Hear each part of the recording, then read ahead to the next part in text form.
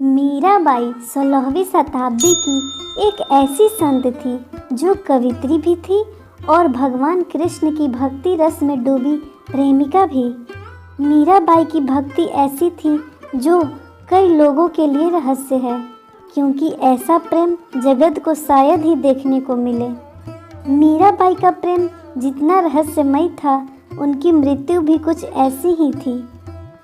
युगों युगांतर से लेकर आज भी लोग मीराबाई के कृष्ण प्रेम का बखान करते हैं। मीराबाई का कृष्ण प्रेम ऐसा था कि वो उन्हें अपना पति मान बैठी थी।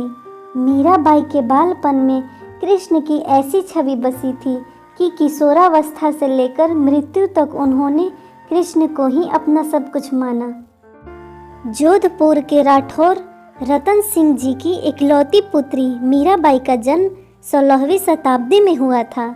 भगवान कृष्ण के प्रति भक्ति और अटूट प्रेम मीरा के मन में बाल्यकाल में ही उत्पन्न हो गया। जब एक बार उन्होंने पड़ोस में जा रहे बारात को देखा तो उनकी नज़र दूल्हे पर गई और उन्होंने अपनी माँ से पूछा, माँ देखो, बारात और दूल्हा भी कितना ठाठ से सज धज कर आ रहा है। माँ, मेरा दूल्हा कौन है? क्यों परेशान करती है मीरा, काम करने दे। बताओ ना माँ, मेरा दूल्हा कौन है? मीरा, वो सामने कृष्ण जी की मूर्ति देख रही हो, वही तुम्हारे दूल्हा हैं। क्या कृष्ण जी मेरे दूल्हा हैं? फिर तो यही मेरे पति हुए। हाँ, अब तो मैं कृष्ण जी को ही अपना दूल्हा मानूंगी।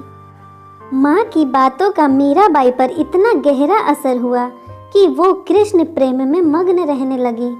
फिर अचानक माँ के देहांत के बाद मीराबाई उदास हो गई। उनके कोई भाई बहन भी नहीं थे जो कि उनके साथ कोई खेलने वाला होता। मीराबाई जब बड़ी हुई, उनके पिता रतन सिंह और दादा ने मिलकर मीराबाई का विवाह उदयपुर के महाराजा भोजराज, जो मेवाड़ के महाराणा सांगा के पुत्र थे, उनके साथ तय कर दिया। दोनों परिवार संबंध सूत्र में बंध गए। मीराबाई इस विवाह से खुश नहीं थी। वह अपने साथ कृष्ण जी की मूर्ति ले आती है। क्या बात है मीरा, तुम्हारी आंखों में आंसू? क्या तुम इस विवाह से खुश नहीं? मेरा विवाह तो बचपन में ही मेरे कृष्ण से हो गया था, वही मेरे पति हैं। ये क्या पागलपन है मीरा? क्या ये इस तरह के मजाक का सही समय है? नहीं, मैं सत्य कह रही हूँ। मेरे पति कृष्ण ही है और मैं उनकी प्रेमिका। राजा भोज गुस्से में बाहर जाकर अपनी माँ और बहन से कहते हैं, मीरा, ये क्या पागलपन है जो तुम हमारे भाई से इस तरह का व्यवहार कर रही हो? तुम्हें क्या लगता है मेरा पुत्र शांत स्वभाव का है तो तुम उसे अपनी बातों से घुमाओगी और वह घूम जाएगा? ये तुम्हारी भूल है मीरा। मैंने सत्य ही बोला है माताजी। मैंने हमेशा ही अपने गिरधर गोपाल को अपना पति माना है। उनके सम्मान मेरा कोई नहीं। मीराबाई जानती थी कि विवाह केवल उनके शरीर का हुआ है, लेकिन उनकी आत्मा कृष्ण के नाम के ही प्रेम गीत गाती है। मीरा सदैव कृष्ण नाम के ही भजन कीर्तन करती रहती थी। उनकी भक्ति के रस में सभी भक्त भी मग्न रहते थे। समय बीता और विवाह के कुछ सालों बाद ही एक युद्ध के दौरान कुंवर भोजराज का देहांत हो गया और मीरा को पति के साथ सती होने के लिए जबरदस्ती राजमहल में लाया गया। मीरा, तुम्हें अंदाजा भी है यहाँ तुम्हारे पति का देहांत हुआ है और तुम मंदिरों में रासलीला करती फिर रही हो? तुम्हें भी तुम्हारे पति के साथ सती होना होगा। यही सती धर्म है। तुम्हें अपना हार श्रृंगार त्याग करना होगा।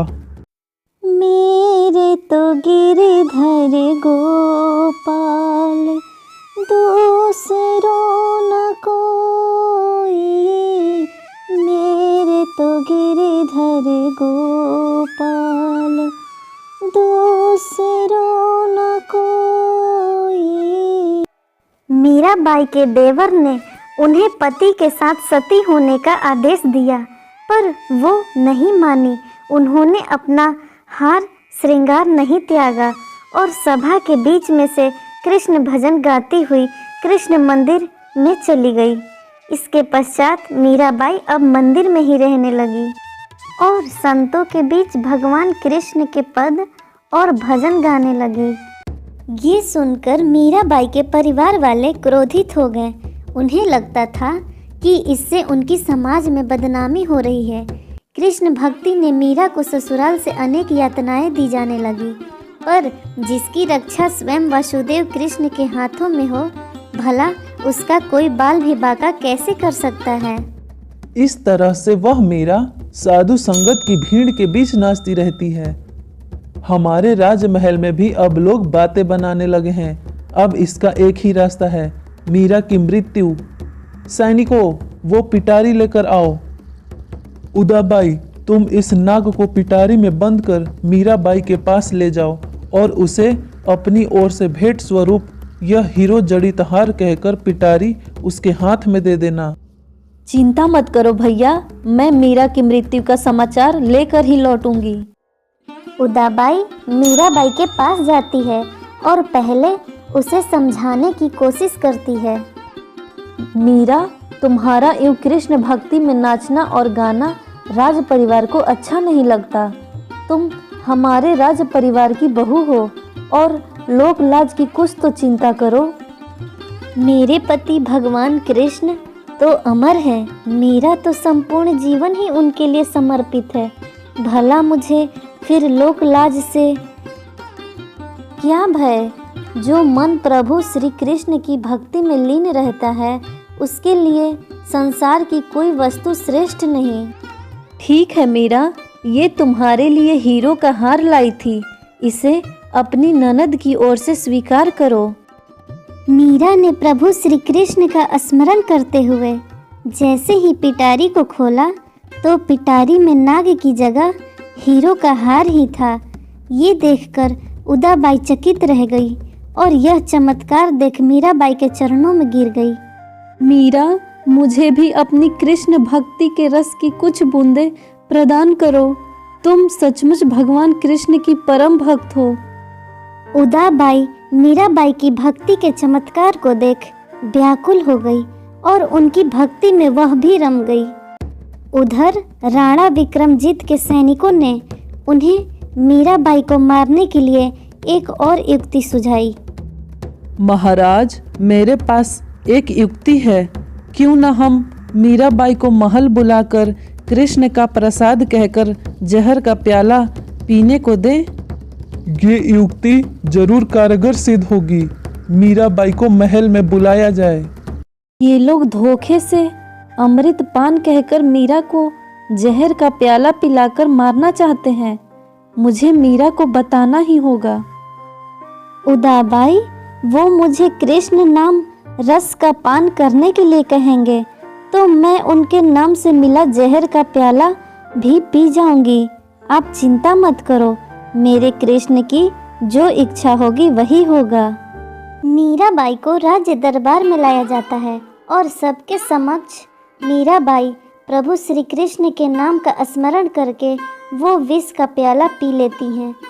पर सभा में सब यह देखकर हैरान हो जाते हैं कि मीराबाई को कुछ भी नहीं होता। इसके पश्चात मीराबाई घर वालों के इस प्रकार के व्यवहार से परेशान होकर द्वारिका और वृंदावन आदि धार्मिक स्थलों पर तीर्थ यात्रा के लिए चली जाती हैं। इधर मीरा के महल छोड़कर चले जाने से राज्य में अशांति फैल गई। ब्राह्मणों ने कहा कि यदि मीरा वापस लौट आएंगी तो सब ठीक हो जाएगा। मीरा की खोज के लिए सैनिक भेजे गए। उन्होंने मीरा को साथ लौटने की विनती की, लेकिन मीरा ने मना कर दिया। यदि आप हमारे साथ जीवित नहीं लौटी तो हम भी वापस नहीं लौटेंगे। हमारे परिवार के बारे में सोचिए। हमें आपको जीवित यहाँ से लेकर राजमहल जाना है। मैं आप लोगों की व्यवस्था समझ सकती हूँ। यदि मैं वापस गई तो मैं कृष्ण भक्ति से विमुख हो जाऊंगी और वो मैं कभी नहीं कर सकती। मुझे आप लोगों के बारे में भी सोचना है। अच्छा, यदि मैं आप सबके आने से पहले ही संसार छोड़ गई होती तो क्या आप सब खाली हाथ वापस लौट जाते? तब तो लौटना ही था। मीरा को हल मिल गया था। सिपाहियों की बातें सुनते ही मीरा श्री कृष्ण की स्तुति करने लगी। मीरा की आंखों में प्रेम के आंसू बहने लगे। वो भगवान श्री कृष्ण के मंदिर के भीतर गई और उनसे बोली, हे कृष्ण, आप तो जानते ही हैं मैंने सदैव से केवल आपको ही पूजा है, आपको ही अपना सर्वस्व समर्पित किया है। मेरे जीवन का आधार तो आप ही हो। पिछले जन्म में जब मैं गोपी थी तब मेरा आपसे मिलन नहीं हो पाया था, इसलिए इस जन्म में मैं मीरा बनी हूँ। मैं चाहती हूँ मेरे अंतिम क्षण केवल आपको ही समर्पित हो।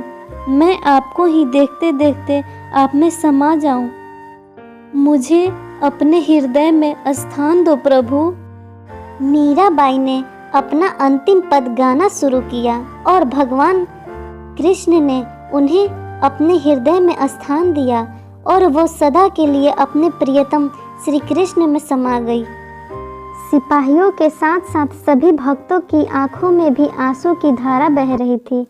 सिपाही वापस लौट जाते हैं। कहते हैं मीराबाई जहाँ जाती थी वहाँ उन्हें लोगों का सम्मान मिलता था। लोग उन्हें देवी के जैसा प्यार और सम्मान देते थे।